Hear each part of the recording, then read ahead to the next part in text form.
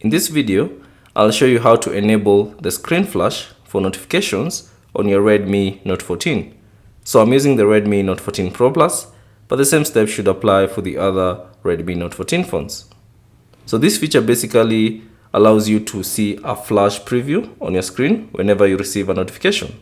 Now, to enable this feature, simply tap on the settings icon on your device, scroll down and select additional settings, and then select accessibility, and then tap on the hearing section or hearing category. So select that, and then tap on beam for notifications.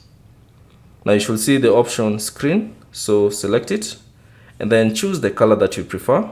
So let's say if you want a red color, and then whenever you receive a notification on your device, you'll see your screen flashing red. So you can tap on preview and see how it looks like.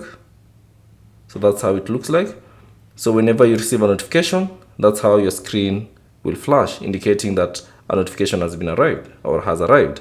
So that's basically it on how to enable the screen flash for notifications on your Redmi Note 14. Thanks for watching. If you have any questions, leave them down in the comment section below. And if you found this video useful, consider leaving a like and subscribe to the channel.